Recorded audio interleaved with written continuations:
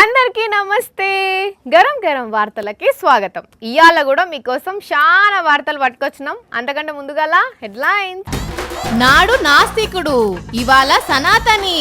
Nagababu sir ఏందిదంతని. కన్నీళ్లు పెట్టుకున్నాడు జీవన్ రెడ్డి. కాంగ్రెస్ అభ్యర్థులతోనే ఢీ అంటే ఢీ. మెడికల్ షాప్ అనుకొని వేయండు బరండి షాపుకు. టానిక్ అని చెప్పి కోటర్ దాగమని చెప్పిండు ఈ తాతకు.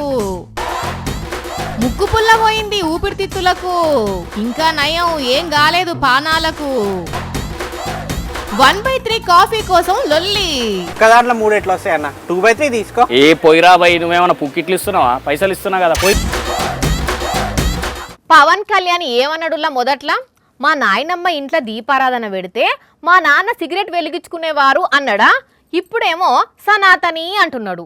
ఇక మరి పవనే అట్లంటే నేను కూడా ఏదైనా అనాలనే అనుకున్నాడో ఏమో గాని పవన్ కళ్యాణ్ లెక్కనే ఇప్పుడు నాగబాబు కూడా 2 రాగాలు అందుకున్నాడు. అబ్బా కమలాసన్ అనే డైలాగ్ యాదికి వస్తున్నది. అనులా నాగబాబు మాటలు వింటుంటే అని చాలా మంది అంటున్నారు. ఎందుకంటే అప్పట్లో నాగబాబు ఏం మాట్లాడిండులా, నేను నాస్తికుడు, నేను దేవుడు నమ్ము, నేను నాస్తికుడు, నేను దేవుడు నమ్ము, there is no God, there is no God. ఇంతే కాదు, దేవుడు అనే కాన్సెప్టే రాంగ్ కాన్సెప్ట్. ఇక సీన్ కట్ చేస్తే ఇప్పుడు చూడండి ఎట్లా మాట్లాడుతుండో. నేను నికార్సైన హిందూని, ఒక ప్రౌడ్ సనాతన హిందూని, ఒక ప్రౌడ్ సనాతన హిందూని. అందుకే చాలా మంది అబ్బా కమలాసన్ అనేది. కమలాసన్ లేకపోతే మరి అప్పట్లోనేమో నేను నాస్తికుణ్ణి, అసలు ఈ దేవుడు అనే కాన్సెప్టే నమ్మను, మతం అనేది ఒక భ్రమ అన్న నాగబాబు ఇప్పుడు సడన్ గా సనాతని అంటున్నాడు. రాజకీయాలు చేస్తే చేయాలి గాని ఇట్లనేనా చేసేది? పవన్ ఏమో అట్లా, నాగబాబేమో ఇట్లా. చెల్లుతున్నట్టున్నది వీళ్ళది అని అంటున్నారు. వీళ్ళ 2 రకాల మాటలిని కోపం చేస్తున్న పబ్లిక్. ఏ లీడర్ అయినా సరే అలా పార్టీని గెలిపించుకోవాలనే చూస్తుంటారు. ఎలక్షన్ ఏదైనా సరే అలా పార్టీ గుర్తు ఏదైతే దానికి ఓటేయమని జనాల్ని కోరుతారు. అంతేగాని ఓ పార్టీ మనిషి ఇంకో పార్టీకి ఓటేయమని అన్నారు కదా. కానీ పాపం కాంగ్రెస్ నేత జీవన్ రెడ్డి సారు అట్లా అనాల్సి వస్తున్నది.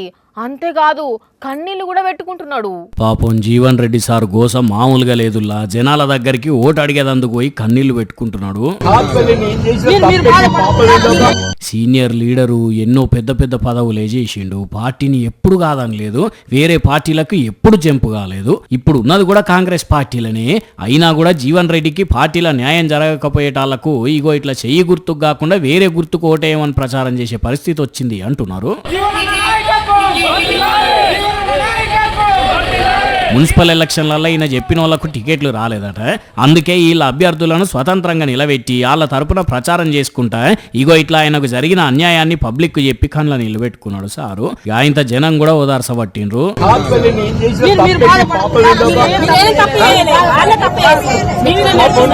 జగిత్యాలలో ఎమ్మెల్యే సంజయ్ సారు కాంగ్రెస్ తోని జర అతుక్కొని తిరిగేటాళ్లకు జీవన్ రెడ్డి సార్ను పార్టీ పట్టించుకున్నట్టు కనబడతలేదని ఆయన చెప్తున్నాడు కదా చాలా దినాల నుంచి. ఇప్పుడు ఏకంగా ఇట్లా వేరే గుర్తు కోసం ప్రచారం చేసేదానికి వచ్చిందా పంచాది. కానీ గమ్మత్ ముచ్చట ఏంటంటే నేను బీఆర్ఎస్ లోనే ఉన్నా అని సంజయ్ అంటాడు.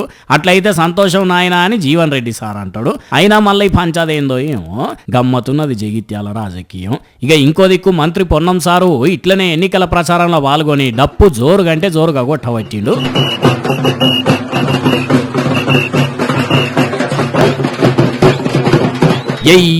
సారు లోపల జోషు మామూలుగా లేదు కదా. నిన్ననేమో ఆటో నడిపిండు, డాన్స్ చేసిండు, ఇవాళ ఇట్లా డప్పు కొడుతున్నాడు. ఓట్ల కోసం బగ్గనే కష్టపడుతున్నాడు పొన్నం సారు. ఎవ్వరికి పానం మంచిగా లేకపోయినా ఏడికి పోతారులా డాక్టర్ తానికే కదా. పోయి ఇక వాళ్ళ అవస్థ ఏందో చెప్పుకొని డాక్టర్ మందులు రాసిస్తే తెచ్చుకుంటారు అంతే కదా. కానీ అదే గిడ ఒక తాత పానం మంచిగా లేదని దౌకానకు పోకుండా దౌకానే అనుకొని పాపము వైన్ షాప్ లకు పోయిండు. ఇక చూడాలి అటు ఇంకా ఏమైందో. దౌకాన్లో దొరికేదైనా మందేనాయే, వైన్ షాప్ లో దొరికేదైనా మందేనాయే. అసోంటప్పుడు ఏ మందైతేంది మింగనీకి అనుకునే పోయిండో, లేకపోతే పాపం వయసు మీద పడ్డది కదా, కళ్ళు చక్కగా నజరియకనే పోయిండో తెలియదు గాని మందుల షాప్ అనుకుని బరండి షాప్ లకు దొచ్చిండి తాత. మరి అప్పుడు ఆ షాప్ లో ఉన్నోళ్ళన్నా అయ్యో తాత ఇది నువ్వనుకునే మందుల షాప్ కాదు, వేరే బరండి మందు షాపు అని చెప్పన్నా వద్దా? అట్లా చేయకుండా వీళ్ళ దాంట్లోనే ఒకరు డాక్టర్ అన్నట్టు నటించి ఏం చేసిండ్రో చూడుండ్రి. ఇది ఒళ్ళు నొప్పులు, ఇసురులకు కొంచెం గరంగా ఉండటానికి ఇదైతే మంచిగా పనిచేస్తుంది. ఏ గివేం పరస్కాలన్నా పాపం ఆ తాతకు పానం మంచిగా లేదంటే మీరు గిట్లా చేస్తారా? ఇది పద్ధతేనా? నియంగానే ఆ కోటర్ సీసాలను గుర్తుపట్టక ఆ తాత టానిక్ సీసాలు అనుకోవట్టే. ఈ ఇట్లాంటిది ఇచ్చిన ఈ మందు ఇది దగ్గుతుంది, ఒక నొప్పులు అలాంటివి ఇచ్చుకుంటది. ఒక మొత్తం దగ్గలేదనుకో ఈ మళ్ళా వారం రా. ఇంకా మల్లరా అంటున్నావా? నియంగానే ఈ కోటర్ ఇంటికి గొంటపోయి తాగుతే పరిస్థితి ఏంది? ఇంటికాడ అలా ముసలు దూకుంటదా? ఉరికొచ్చి కొట్టదా తాగొచ్చినవా అని? మళ్ళా నీళ్లు కలుపుకొని తాగు అని కూడా చెప్తలేవు. భలే ఉన్నో పో నువ్వు. నల్గొండ జిల్లా శాలి గౌరారం మండలంలో ఉన్న ఒక వైన్స్ దుకాణంలో ముచ్చటగిదంతా. మరి ఆఖరి కన్నా అసలు ముచ్చట ఈయన ఈ తాతకు చెప్పినరో చెప్పలేదో తెలియదు. పాపం తాత అమాయకంగా నియమే అని తలుపుపబట్టి. ఇది దుర్దకు అయితే ఇప్పుడు కాదు, మళ్ళీ నేను ఆ మెడిసిన్ తెప్పిస్తా మంచిగా. అప్పుడు మళ్ళీ ఇది అయిపోయిన తర్వాత రా, వచ్చిన తర్వాత అప్పుడు నేను ఇస్తా. రైటా? సమ్మక్క సారక్క పండుగ ఎంత సంబరంగా జరిగిందిలా. మస్త్ అంటే మస్తు సంబరంగా అయింది. దగ్గర 3 కోట్ల మంది దాకా భక్తులు పోయి దండాలు పెట్టుకొని మొక్కులు చెల్లించుకొని వచ్చిండ్రు. హుండీలల్లో కూడా గట్టిగానే కానుకలేసిర్రు కదా. అయితే కొందరు కానుకలతో పాటే వింత వింత కోరికలు కోరుతూ చిట్టీలు రాసి మరీ వేసిండ్రులా. ఇక వాళ్ళు ఏం రాసిండ్రో చూద్దామా మరి. సమ్మక్క సారక్క నా కొడుకు బారి నుంచి నన్ను కాపాడండి. మరి కొడుకు మీద ఫిర్యాదు అయితూ తల్లి రాసిందో తండ్రి రాసిండో గాని కడుపులున్న బాధనంతా వనంలున్న అమ్మలకు చెప్పి హుండీ లేచిపోయినరు. కానీ పేరైతే ఏం రాయలేదు. ఇక ఇదిటు ఉంచితే ఇటు చూడుండ్రి ఇంకో భక్తుడు ఏం రాసిండో.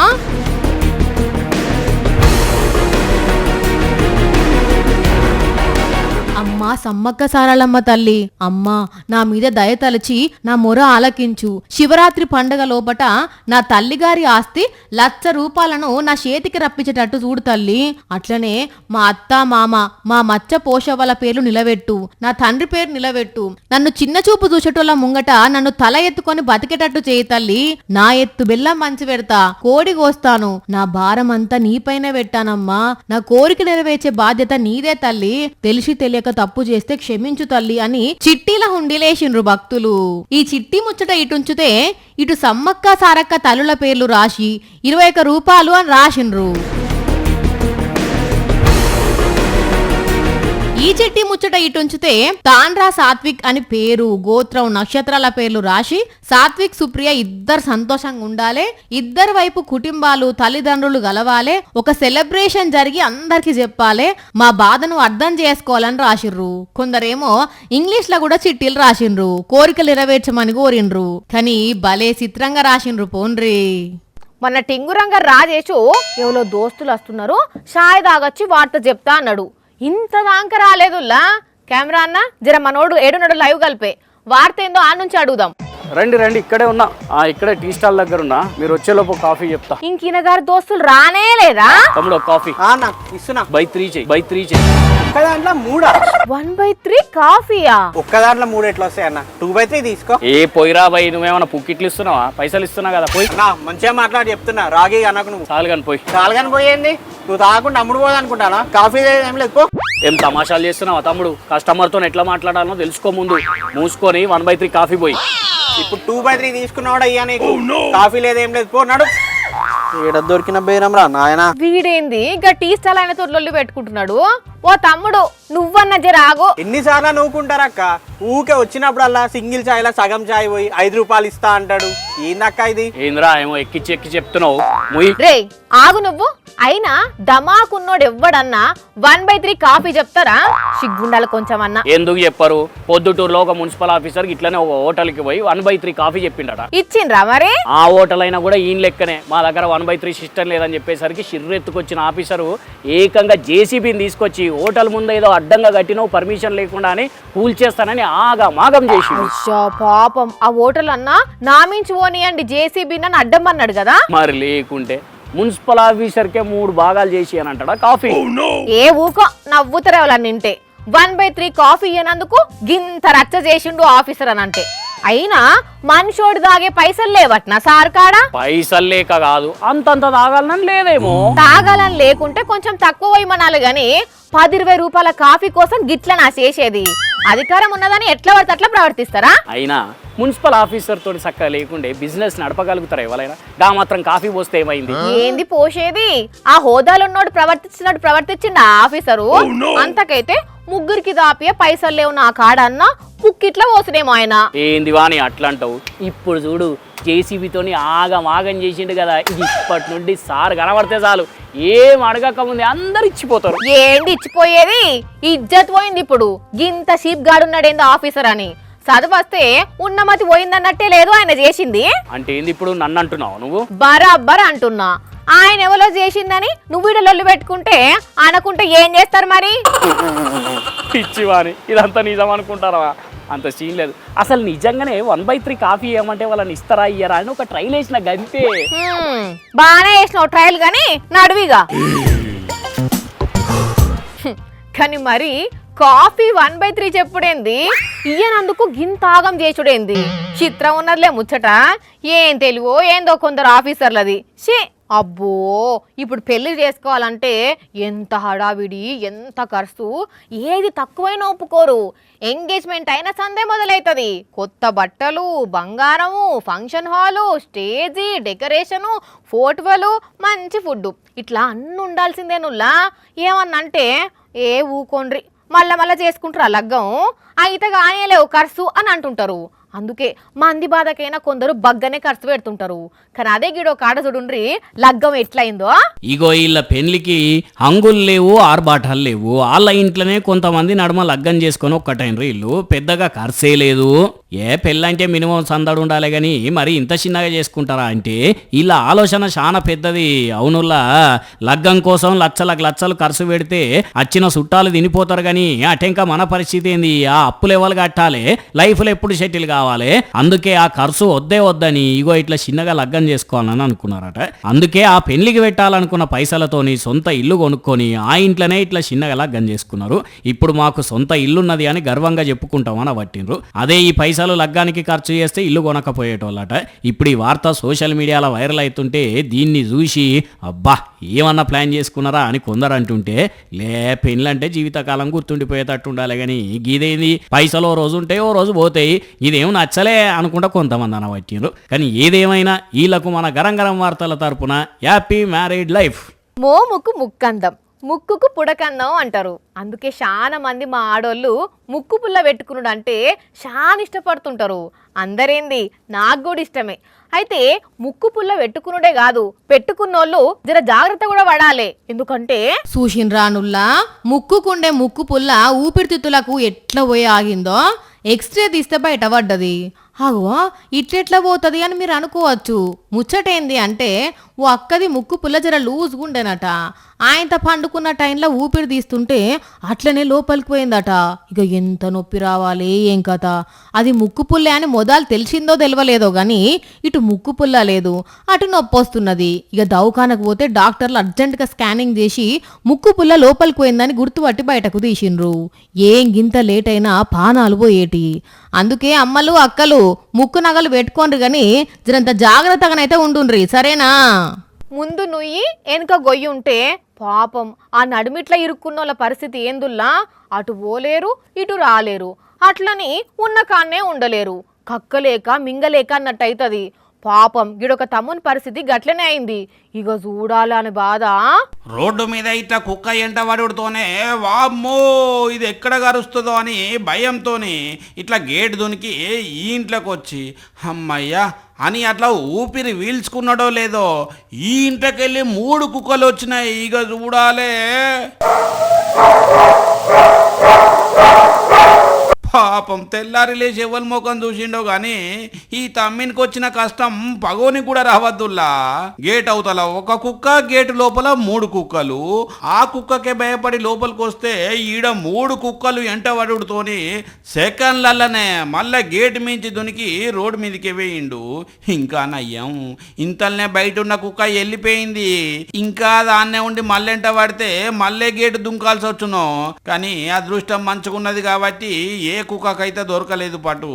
మరి తమ్ముంది ఎక్కన్నో మొదలు ఆ కుక్కను ఏమంటేంట పడ్డదో తెలియదు కానీ 4 కుక్కలు కలిసి తమ్మునికి కాసేపు సుక్కలు చూసినంత పనిచేసిన అయిపోతుంది.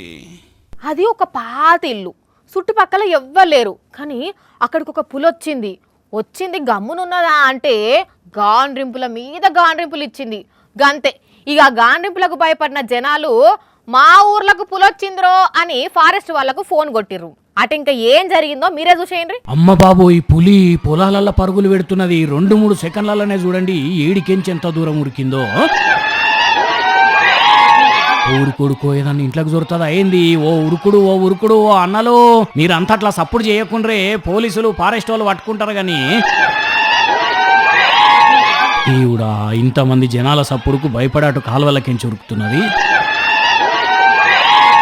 తూర్పుగోదావరి జిల్లా కూర్మాపురం దగ్గర పులిది. మరి అడవిలకెంచి ఎట్లా బయటకు వచ్చిందో ఏం పాడో గానీ ఈ ఊరికి వచ్చి జనాలను మస్తు అంటే మస్తు భయపెట్టించింది. ఎట్లనన్నా చేసి ఇవాళ రేపట్లనే పులిని పట్టేయాలని ఫారెస్ట్ వాళ్ళు మస్తు కష్టపడుతున్నారట.